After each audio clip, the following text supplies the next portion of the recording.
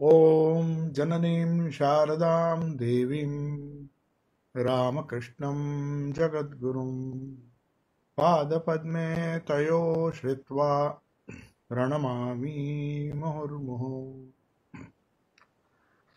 We begin today's class on the Gospel of Holy Mother. Today is a very auspicious day. One of Holy Mother's disciples, who was the 10th president of our Ramakrishna mission, Ramakrishna Mutt and Ramakrishna Mission, Srimad Swami Vireshwarananji Maharaj. It is his birthday today. So it's a very auspicious day.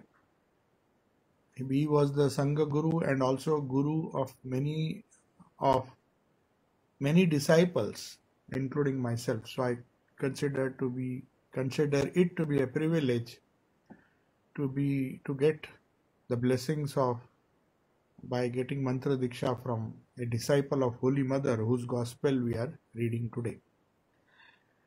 So the question is asked by another disciple of Holy Mother. Of course, there are some wonderful reminiscences of Holy Mother by Srimad Swami Vireshwaranji Maharaj also. They are there on the YouTube, can just look at it.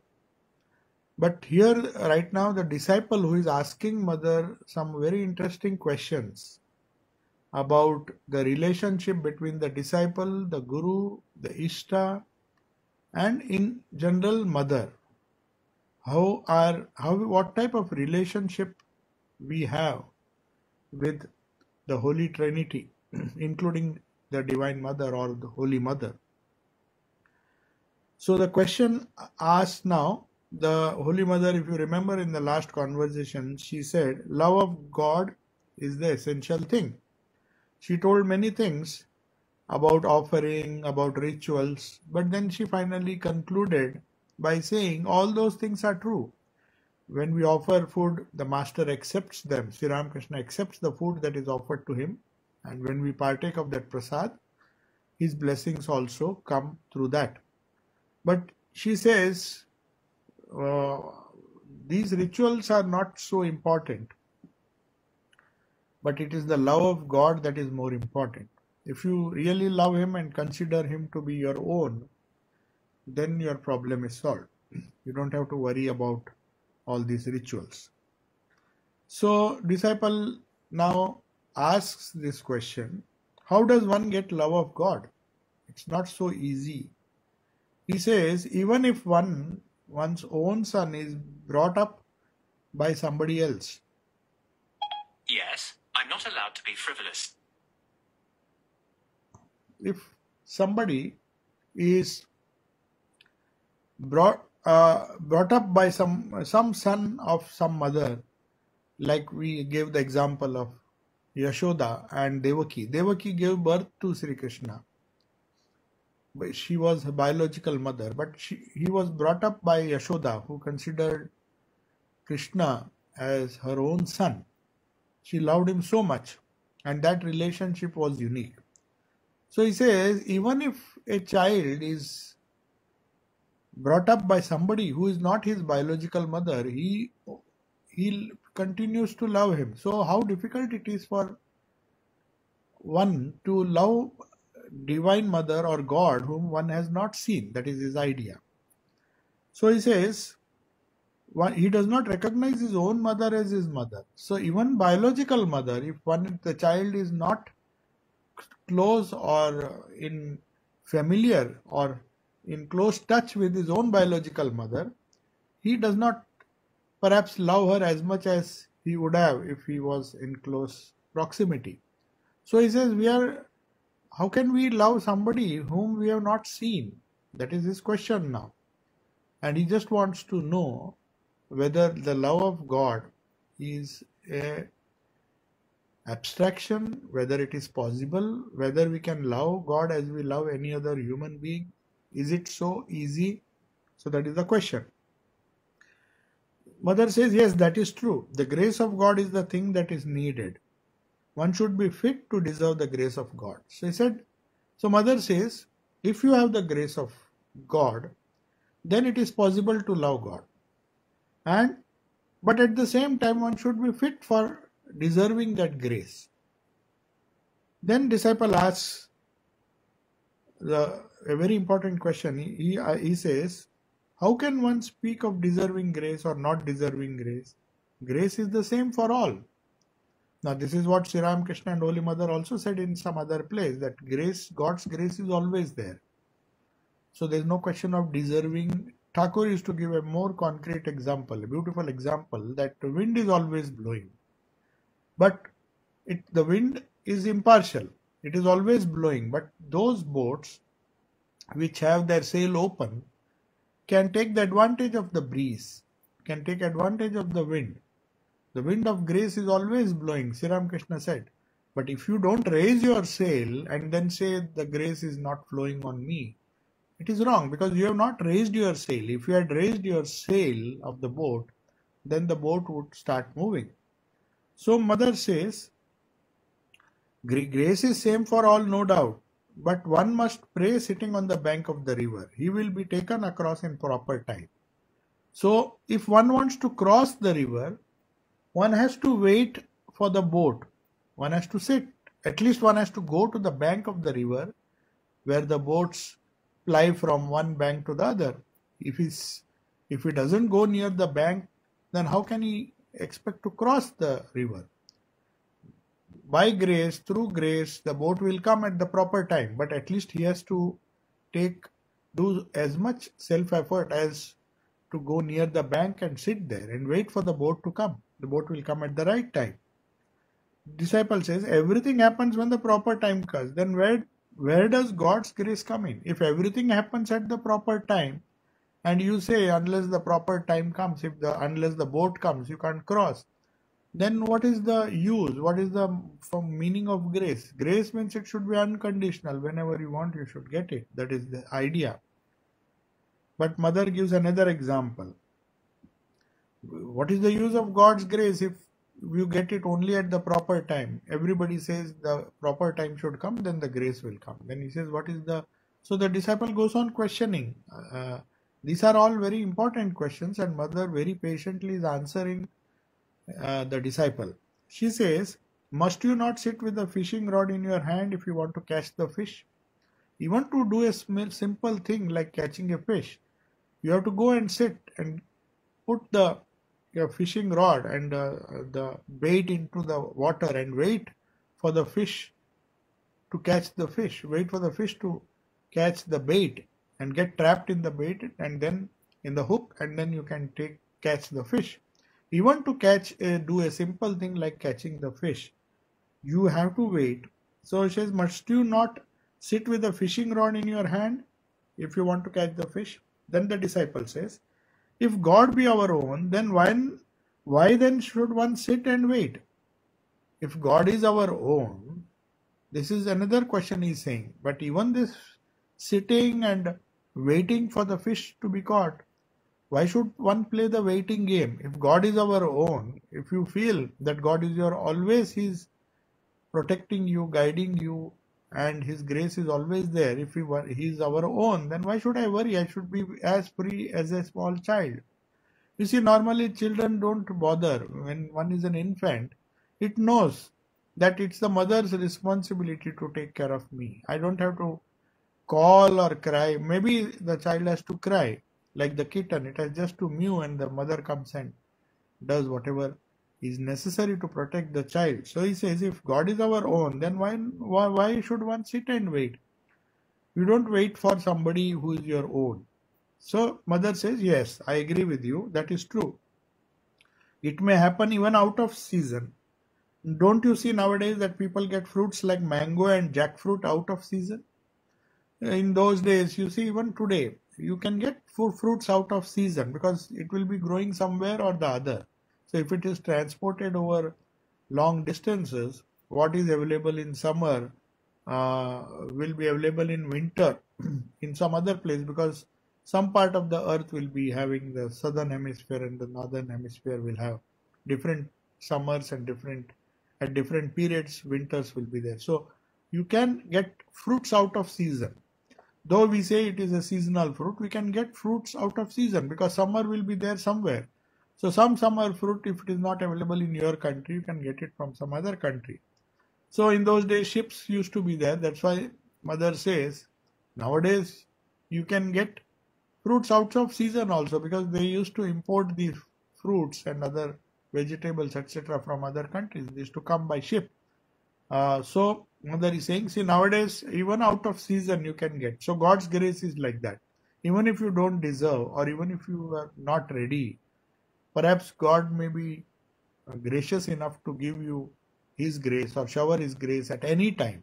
So there is no fixed rule that you have to deserve. That is also true, she says.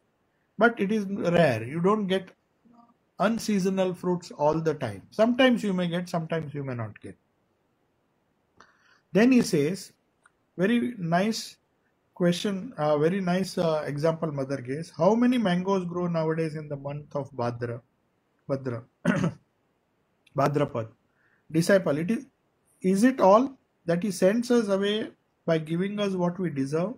Or can one get him as one's very own? Is God my very own? See, first of all, he says that, does God give us only in the proper time? Or if he is my own, if he is always my own, then I can get him anytime I want, because he never leaves me. That is the question disciple is asking. Which one is true? Do I get only when I deserve, or if I consider him to be my own, then I can get this grace anytime I want, always, eternally. So mother says, yes, God is one's very own. It is an eternal relationship. He is everyone's own. One realizes him in proportion to the intensity of one's feeling for him. Now that feeling should be there. If you don't feel God is your own, then you will get His grace at the proper time. You may have to play the waiting game. But if you think He is His own, depending on the intensity of your feeling, of our feeling, we feel His grace always. A person who thinks God is his own, he doesn't bother. He says the grace is already flowing. I don't have to pray. Because He is my own, that intensity of feeling is so much that he doesn't for a moment also think that God is not his own. So he doesn't feel. That's why when the direct disciples, when Thakur blessed all the devotees on the Kalpataru day, everybody ran, all the householder disciples ran to him, including Girish Ghosh and all. And he bestowed his grace upon them. But not a single monastic disciple was there. They were all cleaning his room and doing all sorts of things there. Whereas the other devotees got blessings when Sri Ramakrishna said, Tumader Chaitanya ho, let your spiritual consciousness be awakened. So all the devotees thought, oh, how unfortunate these people are, these monastic disciples. The worldly disciples thought, see, we are so lucky, we did not do anything, but we somehow by Thakur's grace we got his blessings, special blessings on this Kalpataru day. But they didn't realize that the direct disciples or the monastic disciples who were serving him, they were considering Sri Ramakrishna to be his own, to be their own. So they had no problems. They know everything what he has is ours. So we don't have to make extra effort to deserve any grace and all those things. If by some chance you become the Lord's own, then Lord, you inherit everything that he has. So they didn't try like the householders did, householder disciples who were there. Some of them who fell at his feet and they were all blessed by Sri Ramakrishna. Whereas the direct disciples did not feel like going there. They knew he is our own eternally. So whatever is his grace is always flowing on us. We don't have to deserve or do something special to get his grace. That is what Mother is saying. One realizes him in proportion to the intensity of one's feeling for him. What is our feeling for him? Is it as intense? And do we really think that Sri Ramakrishna is our own? Our Ishta is our own? Mother says, if you think he is your own, then you don't have to deserve grace. Grace is always upon you. Then disciple says, intense feeling is like a dream. Now you see how much doubt this Ras Bihari Maharaj has got. He says, is not intense feeling a dream? Suppose I intensely feel that Sri Ramakrishna is my own. Does he really become my own? Is it not like a dream, where in dream you feel everything is yours? Perhaps you are a king and you feel that you are a king, but when the dream breaks, you find all the kingdom and all the wealth has gone. So this intense feeling, will it not be like that dream? Will it not go away? One sudden day you will find that Siram or the Ishta or the god whom I was considering as my own has suddenly vanished. That feeling is gone and I feel deserted. Will that state come? That was the question by Ras Bihari Maharaj. He says intense feeling can be like a dream. A man dreams what he thinks. If I think Sri Krishna is my own continuously, I may even dream that he is my own. But when the dream vanishes, does he cease to be my own? Then what will happen to me? Then mother says, yes, it is a dream, but then the whole world is a dream. Even this waking state is a dream.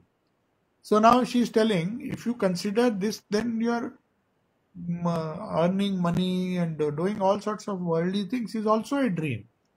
If that is a dream, if loving God, making God your own is a dream, then what about the other things? Is it not a dream?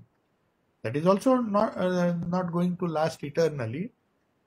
Dream may go away, vanish in a second, but even the property and all, when you die, everything will be vanished. Everything vanishes in a single second, or there is a big earthquake, all your property, all your building, everything will vanish in 1 second. It will vanish as fast as it vanishes in a dream. So mother says even the waking state is a dream. So why do you think that loving God or making God your own is a dreamy state? Why don't you take it seriously? Is it not as real as your property? You think the cycle is yours, this car is yours, this house is yours. Then why can't you extend it and say God is my own? Can you not do it? If that is a dream, the other thing is also a dream. Then the disciple is not convinced. He says, no, this is not a dream, for then it would have disappeared in the twinkling of an eye. He says, all these wonderful things which I acquire, they don't vanish, they are there. Today they are there, tomorrow they are there. And he is trying to say that they are relatively permanent, these things. Whereas considering God to be my own, maybe there now, but suddenly in a twinkling of an eye, I may just give it up as a dream. So this state exists for many, many births. But then mother says, let it be so. Still, it is nothing but a dream, the waking state. What you dreamt last night does not exist now. As a matter of fact, on the previous night, the disciple had an amazing dream. A farmer who lost a son dreamt at night that he was the king and the father of 8 sons. When the dream vanished, he said to his wife, shall I weep for my 8 children or for this one? So, a farmer had lost a son, and then at night he dreamt that he had lost 8 sons. And it was a terrible shock in the dream that he had lost 8 sons. To lose one son was a big shock. But when he woke up with a strange feeling. And he asked, should I now cry for the 8 sons that I have lost in the dream? Or should I cry for the one son which I lost in this waking state? So mother says both are same. Only thing, one appears to be relatively permanent, but after all, this world is a dream. So after arguing thus with mother, I said, Mother, I don't really bother my head about what I just said to you. And the disciple now realizes that I should not be arguing with mother. She is so patient and again trying to explain to me that making God one's own is the only solution. To love God, to make him one's own is the eternal solution. And I keep on arguing. So he felt bad. So he said, Mother, I don't really bother my head about what I just said to you. I was just arguing for argument's sake. All that I want to know is whether there is anyone whom I call my own. Now he is feeling insecure. So he says, I don't bother whether it is a dream or it is real. I just want to know from your own mouth, because you are my guru, that can I call somebody my own, on whom I can depend always? Because everyone on whom I depended is vanishing. And they don't seem to support me when I need it. So can I call somebody my own? Will they be with me eternally? That is my question. He says, I don't bother about dream and all those things. These are all Vedantic discussions. But the disciple says, then mother assures him, Yes, such a one exists. Disciple says, surely does such a one exist, whom you can call as your own eternally? Mother says, yes. Very emphatically she says, yes. Disciple, if he really be our own, then why should we pray unto him in order to see him? If he is our own, you don't pray to see somebody who is your own, who is in your own house, who is always with you. Then why should you pray to him? This is a very interesting question. One who is truly my own would come to me even if I did not call on him. Suppose I don't call upon him. If the child says, I will not cry. I will do whatever I like. I fall down. And then the mother somehow is always, especially in the newly born children, if most of the mothers you will see, they cannot sleep. Even in the sleep, they are tense. They become tense if lest something should happen to the small child who is sleeping near. So the child doesn't have to bother, especially when it is an infant. The child knows that the mother somehow or the other will come to my rescue. So similarly, the disciple is saying, if God is my own, then why should I call him? Why should I do japa? Why should I do sadhana? If he is my own, then he knows that he should be with me. If some grief comes to me or something, some danger befalls, then he will be there to protect me. So he says, does God do things for us as our parents do? I mean, he is giving an example, assuming that the parents are good, especially when one is small. One has a feeling that our parents will do everything for us. They will educate us, they will feed us. You don't have to worry as long as you are dependent on the parents. So are they as close or are they as own? Can I feel them as my own as I feel my parents? Then mother says, yes, that is true, my child. He himself has become our father and mother. There is a famous sloka in the Gita, Tvameva Mata Pita Tvameva, Tvameva Bandhu Sakha Tvameva. So you are my friend, you are my guide, you are my father, you are my mother. So God can be our own in any one of these relationships. So he said he himself has become our father or mother and mother. He himself brings us up as do our parents. It is he alone who looks after us. Otherwise, where were you and where are you now? Your parents brought you up, but at last you realize that you do not belong to them. Otherwise, why did you come here? If God was not your own, then why will he attract you? Why will you come to God? Why will you come to spiritual life? You had your biological parents. You never felt them that they were your own. That's why you have left them and come here. Have you not seen a cuckoo brought up in the nest of a crow? Cuckoos are very clever animals, clever birds. They, after giving birth, they lay their eggs in the crow's nest. And the crow does not see the distinction between its own eggs and the other cuckoo's eggs. And finally, when the cuckoo's eggs hatch, they simply fly away. So the cuckoo lays its eggs in the crow's nest, that is seen in nature. So she says, have you not seen that? So maybe anybody can be your biological mother or father, but ultimately God is your real father and mother. That's what she wants to say. You may be born to a cuckoo, but ultimately the crow will raise you up. The crow's nest you will grow up. So it is seen, even in nature it is seen. So also, if the grace of God is there, you will consider God to be your real parents and not the biological parents as your parents. You have an eternal relationship with God, just as the cuckoo's eggs, when they hatch, they don't know they are being taken care of by the crow in the crow's nest. The mother has simply laid the eggs. So the biological mother is the cuckoo, but for all practical purposes, it is the crow who is incubating those eggs and they hatch and then the cuckoos, the young ones, come out. So that's why she says, he is giving this example, Holy Mother is giving this example, that whoever may be your biological parents, if you make God your own, they will be your eternal parents, and that relationship is more eternal than the biological one. Then the disciple asks, shall I realize God as really my own? I understand that according to what Holy Mother told the disciple, he says, I know that I have come here attracted by you as my own mother or my own father, and I feel that relationship.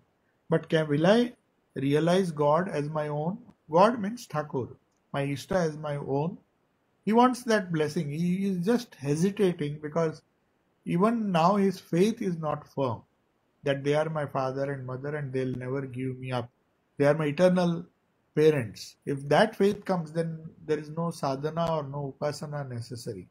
You just live comfortably with that faith. Just as you live with your biological parents when you are young, you don't bother. You know, for everything they are there to protect you. But once you realize your eternal relationship with God, who is your father and mother, then you become more and absolutely secure to the extent you feel that God is your own. That is what mother is saying. If you feel that God is your own, then you have no reason to worry. So he says, shall I realize God as really my own? That means Rasbihari Maharaj is not realizing that God is his own, as he perhaps thinks his parents are his own. Though he has left his house and staying with mother, he just wants confirmation from mother that, will you take my responsibility as my mother? Will Thakur take my responsibility as my father and mother? Can I call Sri Ramakrishna and Holy Mother as my eternal parents on whom I can totally depend? That is his question now. Because he doesn't want too much of argument. He says, just assure me that you will really take care of me, and then I will live in peace. I don't have to worry about I'll feel myself to be very, very secure. So he says, yes, surely you will realize him. Now Holy Mother is assuring him that you will realize him. Today or tomorrow you will definitely realize that he is your own. Whatever you yearn for, that you will get. If you yearn to realize God as your own, you will get it. That's why she says, did not Swamiji, referring to Swami Vivekananda, realize him as his own? Did not Swamiji consider Sri Ramakrishna as his own, more than his own parents, and give up his whole life for him? And he depended totally on him. If he can do it, why can't you do it? You will also do it. You will also realize, you too will realize it as Swamiji did. Then the disciple gets a little confidence and he says, Mother, please see that I am not overcome by fear or slackening of faith. Now, slackening of faith gives rise to fear. If you suddenly realize that God is not your own, or if you put your whole faith and concentrate all your emotionally, you feel that God is your own, and then suddenly you lose faith, then it can be a very bad situation. It can be a very panicky situation. That's why he says fear will come, because the moment you realize that the people whom you called your own, the same thing happened in the case of Swami Yogananda's life, we'll see. He loved his parents very much, especially his mother. His biological mother was so dear to him that he was very, very emotionally attached to his mother. And he had a sister. Now the problem in those days was, it was very difficult to marry the girls. So his sister was not getting married. But finally, the father and mother came across a family who agreed to marry his sister, provided there was one girl in that family who had to be married to that girl's brother, that is Swami Yogananda. So Yogananda was not keen or not at all interested in marriage. So, but because he loved his mother very, very deeply, the mother started weeping. She knew that if I become emotional, perhaps my son will accede to my request. She said, can't you just see how much I am struggling to marry your sister? See, if you just say yes, then your sister will get married and it will make me happy. So she went on weeping, weeping, weeping, and then finally he reluctantly agreed. As soon as he was married, both the marriages took place. The sister was happily married and she went away. But Yogananda had married reluctantly. He was not keen to marry anybody. He wanted to lead an independent life. So he was too devotionally, used to visit Sri Ramakrishna. And Sri Ramakrishna knew that he was forced to marry because he was too emotional and he loved his mother so much, whom he considered to be his own, because that relationship uh, had to be broken somehow. But Sri Ramakrishna, you see, he did not interfere. We got married, and then finally, when he was showing lot of interest in spirituality and neglecting his married life, the mother scolded him, said, if you if you had no interest in marrying, then why did you marry that girl? Then he said, I married because you told me, because you were crying and you made such a big scene and you said, just to make you happy, I married. Then she scolded him and said, is it true? I don't think it is true. If you had no desire to marry, you would not have married just because I said. So that came as a very, very rude shock to Swami Yogananda. He felt, here is my mother who was crying the other day, and just to make her happy, I did something. And now she says, it is not for my sake you did it because you wanted to marry. So he thought that in this world, whether it is the biological mother or father, there is nobody who can be relied upon. And it was such a big shock coming from his own mother, who scolded him saying, if you had no interest, you should not have married. He said, how can you say that? Now you are changing the whole thing. How can I trust somebody who gives me up and scolds me for who speaks untruth? So he was totally disgusted, and then he went to Thakur. Then he felt that Sri Ramakrishna is the only person who is constant or eternal in his love. His love does not flicker or does not change as the biological parents. So Yogananda felt that in this world you can't get true love.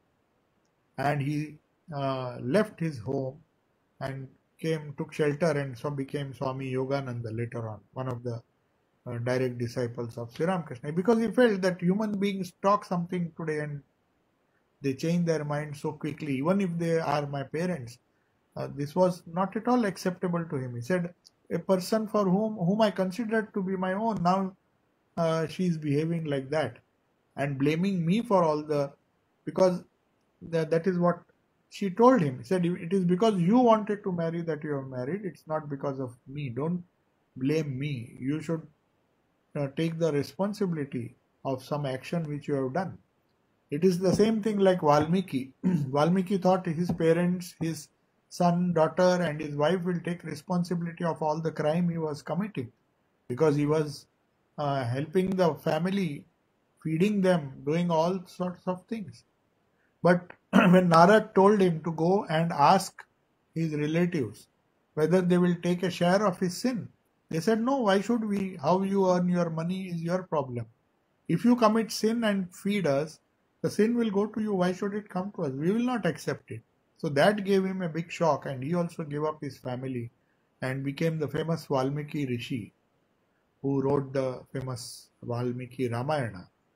So this Holy Mother is pointing to this fact that whoever may be your biological mother or father, that relationship cannot be eternal. There can be only one eternal relationship, and that is with God.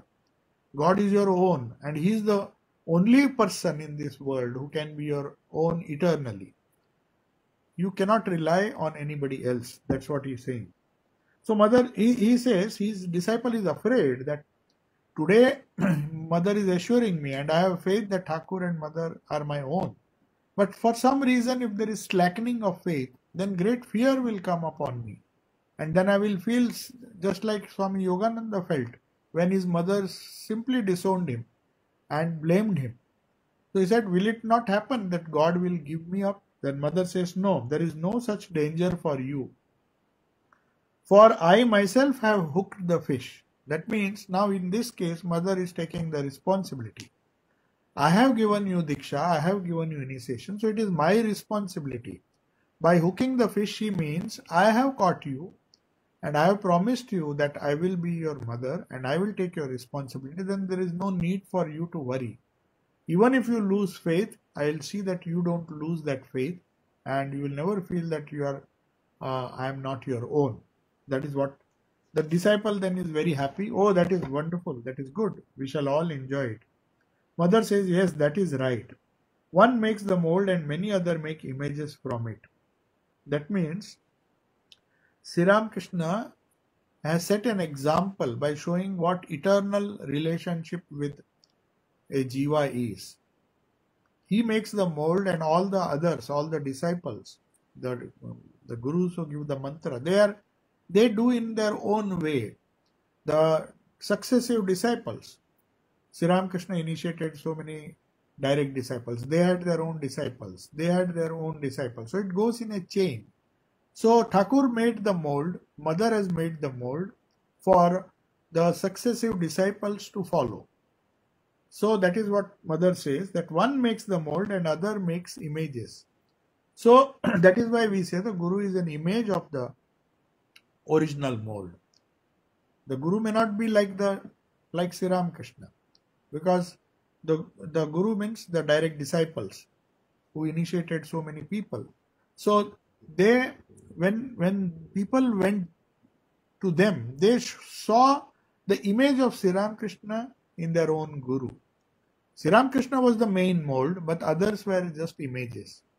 So that's why Holy Mother is saying Sri Krishna is the eternal Mother and eternal Father, and he gives that inspiration to the disciples, to his disciples, who give in turn create the mold and the other disciples. So it comes down in a chain.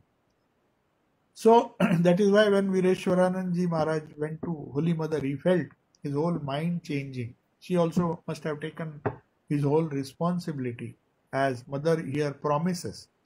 And that's what she did. She prepared the mold, and whoever fell into her mold, they were made as images of Holy Mother. So you will see the qualities of all the disciples of Holy Mother. They have that same motherly love to some extent, because the image cannot be the exact replica of the mold. The mold is always better. Sri Krishna is the original mold, the original Guru. That's why we call him Guru Maharaj. The successive disciples, though they are made out of the same mold, the images will vary. But they are images all the same. That's why Mother is saying, you don't have to worry. One has made the mold, and you just have to, others have to make the images from it. Then disciple is very happy. He says, yes, we shall get everything if you only work for us, and you cannot set us aside. Just as our worldly people set us aside, Ras Bihari Maharaj is saying, asking Mother, see, now you have taken our responsibility as our eternal Father and Mother. You can't set us aside. Now the responsibility is yours, because Mother has confirmed it so many times in these conversations. Then Mother says, yes, my child, you will have all if I do it for you. Means if the Mother decides that you are my child, then there is no way that the child will suffer. That is what she is hinting. Once you consider God to be your own, then God cannot give you up. That is the idea. That is what Holy Mother says. Once you develop that relationship, somehow, by patiently doing your sadhana, if you once somehow get that faith that God is our own, then it is His responsibility to do for you what you really need, whatever you are in need, whatever you need actually. So that is what grace is all about. Holy Mother says, yes, my child, you will have all if I do it for you. That means if Mother decides that I shall have grace on this child, or the Guru decides that I will bestow my grace on the disciple, then there is no worry for the disciple. Udbodhan, 26 November 1910. The Mother had gone the day before to see Gupta Maharaj, Swami Sadananda, who was ill. Swami Sadananda was the first disciple of Swami Vivekananda, who was a station master at Hathras station junction, and he was Sharat Chandra Gupta, and he was the first disciple who gave up his job. As soon as he saw Swamiji was wandering, he got down at Hathras station and he just followed him. He said Swamiji inspired him so much that he decided to give up his job then and there and left him and became Swami Sadananda. So this Sadananda was ill. And that is, of course, after the passing away of Swamiji in 1910. So Swami Sadananda was ill, and Boshi and Tabu were nursing him with great care. The mother praised them, saying, "They are really holy. They are blessed by serving him. They will also become holy." So they were very happy. Perhaps Boshi and Tabu, who were serving Sadananda, who was ill, they were doing it out of love for their Guru. So, blessed indeed they are, whom else shall we call holy? Yogin Chatterjee, that is, there was another Yogin whose name was Swami Nityananda. Yogin Chatterjee's disciples too nursed him very carefully. They are all from East Bengal. All young boys used to serve the master at Kashipur. So she is saying, those who are lucky, they get a chance to serve the disciples. So Yogin Chatterjee, who was later on became Swami Nityananda, was also nursed.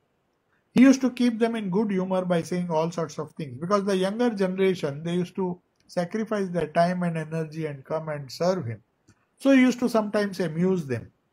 He used to say, how will they be able to endure so much hardship if they do not get any joy? So he used to take extra pains and extra effort.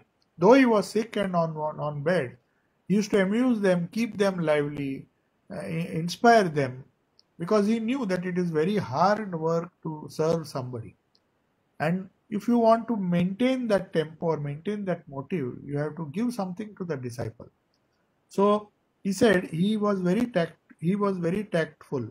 He says, how will they be able to endure this hardship and serve me and serve somebody if they don't get joy?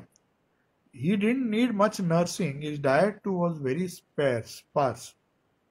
He did not eat much, so they did not have to serve him. It was very easy to serve him, but still, because they took the pains and they came all the way to serve him, Swami Nityananda was very particular that I talk to them something, I inspired them so that they get joy in their own lives. Otherwise, why will they come and serve me? If they don't get joy, why will somebody serve any other person? So also in our life, we see most of us are working in different fields.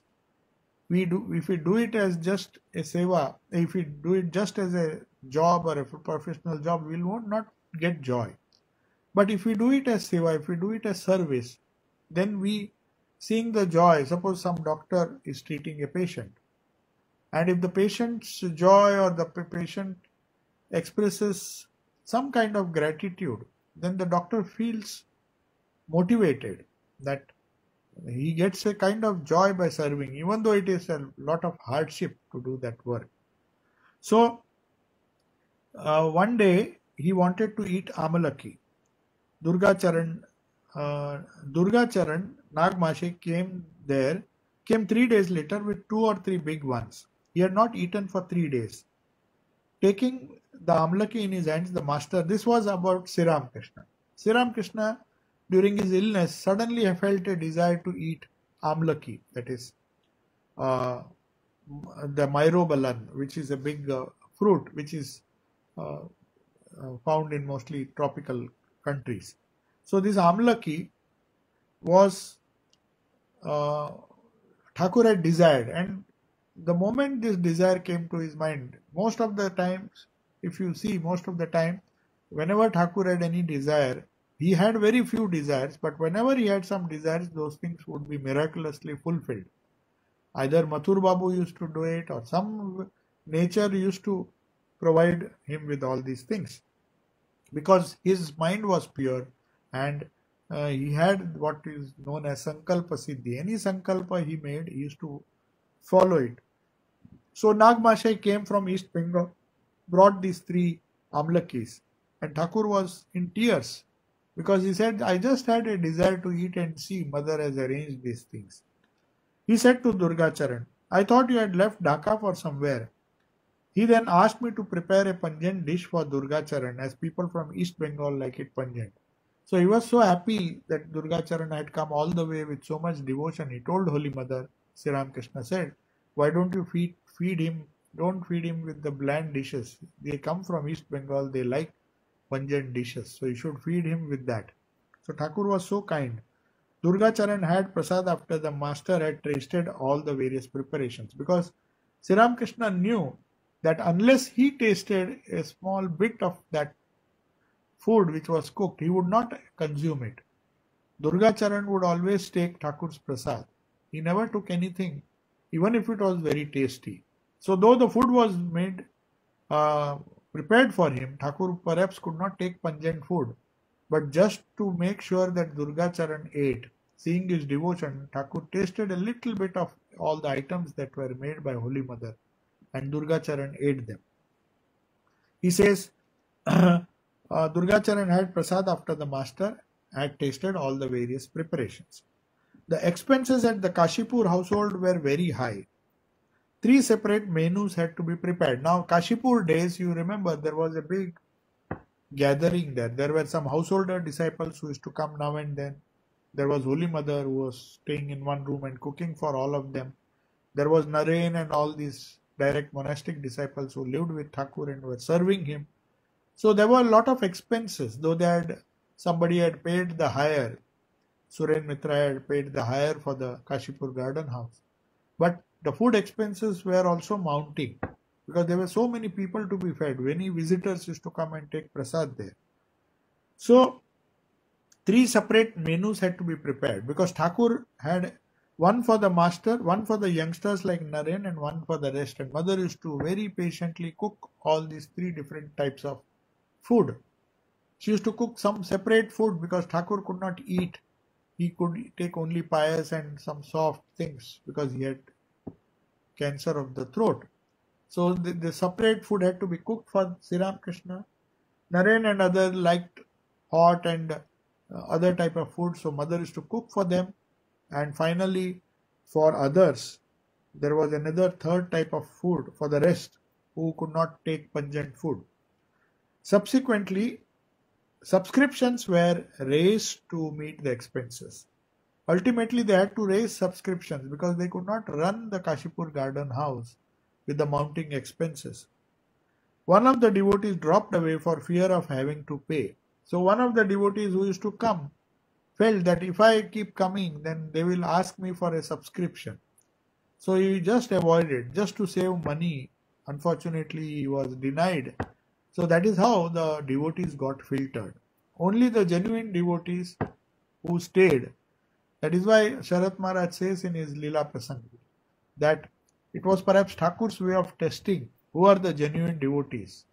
Those devotees who stick to Thakur, whatever happens to him, and don't bother to spend. But one devotee's mother says, stopped coming, because if he comes, then he will be asked. The other devotees will ask him, why don't you subscribe something for Sri Ramakrishna's expenses? So that's why one of the devotees dropped away for fear of having to pay. The master's disease, then she says, why did master suffer? The master's disease was due to accepting the sins of others. He used to say it is due to Girish's sins. Girish, was a very loose type of character, and he had committed so many sins that Thakur gave him shelter, and he had to bear the physical sins, and that affected his body. He would not have been able to bear all this suffering. Girish would not have been able to bear the sufferings unless Thakur took it. Thakur took a lot of his sufferings, that's why Girish could bear his sufferings. He had committed so many sins that it would have been impossible for him to bear it, and Thakur graciously took it upon himself and suffered from cancer. The master had the power to die at will. He could have easily given up the body in samadhi. But he would say, it would be nice if I unite all these youngsters together in a close bond of love. Until then, a merely how do you do relationship existed between them. Naren Babu, how are you? Rakhal Babu, how are you? These were coming from different households. So Thakur, Holy Mother says, Thakur suffered just because before going he wanted to unite all his disciples, especially the monastic disciples, into a closely knit relationship, who would not leave each other because of the eternal love which Thakur had for them. Thakur was like, once Sri Krishna was, uh, everybody considered Sri Krishna to be their own, but it was in an individual capacity. So Sri Krishna wanted that all these disciples come together. They just had an official relationship. Prakal Babu, Naren, how are you? They were just friends, maybe going together to Brahmo Samaj. But he wanted to unite all the youngsters, especially those who would become monastics later, into a close bond of love. And Sri Ramakrishna Swamiji himself says that because of this love, the Ramakrishna order could be uh, was possible, because that is how the monastics took the movement of the master forward. They gave the same love to their disciples, and their disciples gave it. So this chain is continuing. It's Sri Ramakrishna's love which is percolating down through a succession of disciples and even going forward to this day. That is the only reason which holds this movement together, which holds these universal ideas and the universal movement together. It is Sri Ramakrishna's wonderful love for humanity, which percolated at that time through these all-sacrificing wonderful disciples, including Holy Mother. And then it comes down to us through a succession of gurus. That is why the master did not give up his body early, in spite of so much of suffering. So if a person has the capacity, as Narendranath always felt, Swamiji always felt, he was not interested in doing all the work. He said, if I get samadhi, then why should I bother about doing good to the world? But Sri Ramakrishna had the compassion and he said, no, you have to do. Maybe it is a big sacrifice. So all this crucifixion of Christ, or Sri Ramakrishna's bearing the pain for 6 months, they are all because in spite of the suffering, Sri Ramakrishna wanted to achieve something through these youngsters. He wanted to bind them in a bond of love before leaving his body, so that even after his passing away, they continue to live with each other and carry his message forward.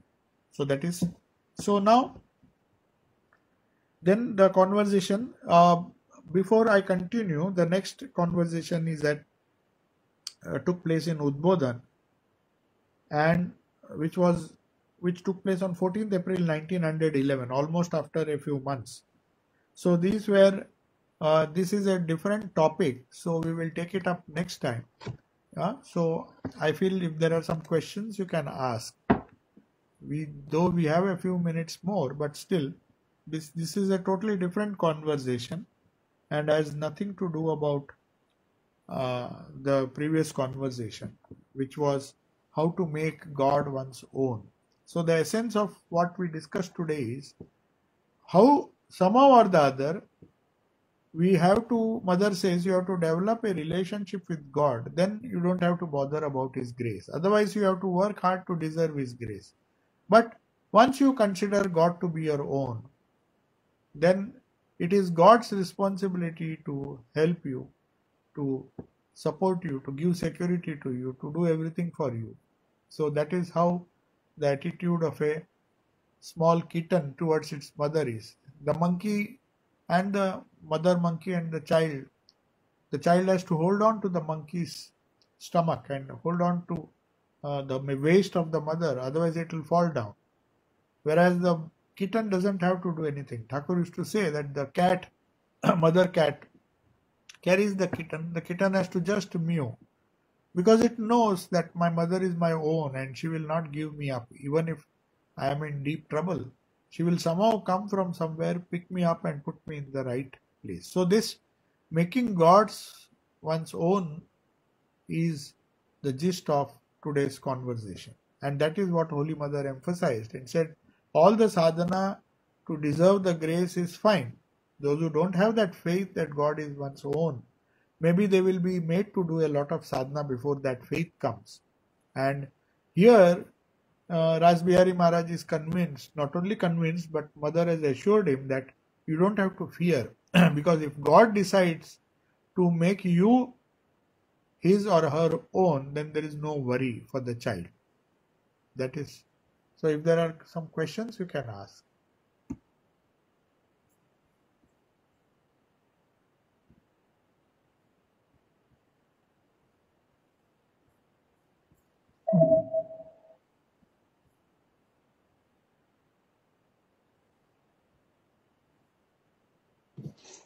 Hello. Yes. Swamiji, Yes.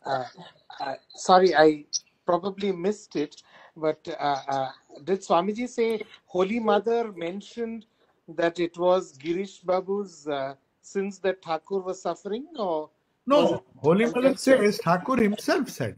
Swamiji did not say this. What she says is, he used to say, he means the master. The master's Yes. disease was due to accepting the sins of others. He used to say it is due to Girish's sins. And he said he would not be, when Thakur said he would not be able to bear all the sufferings.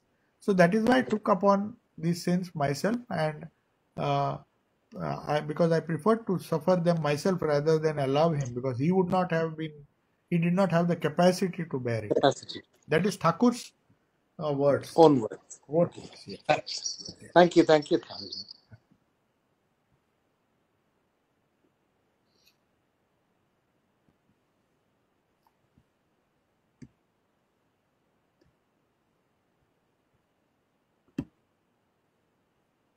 Any more questions?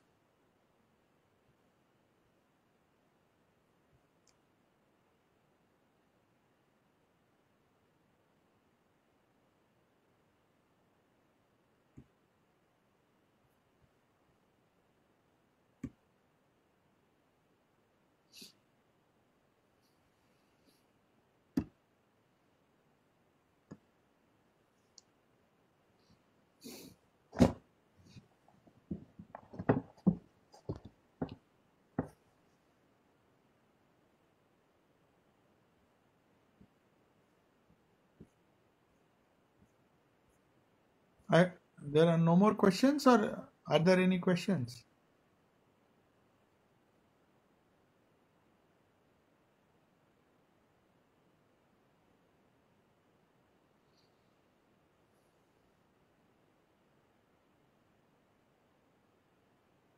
So shall I take your leave?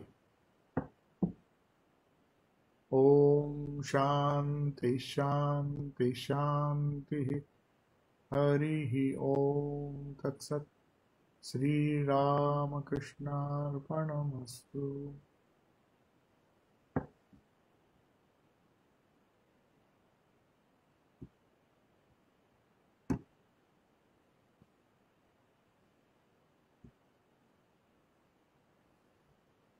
Thank you, Swamiji. Namaste. Namaste.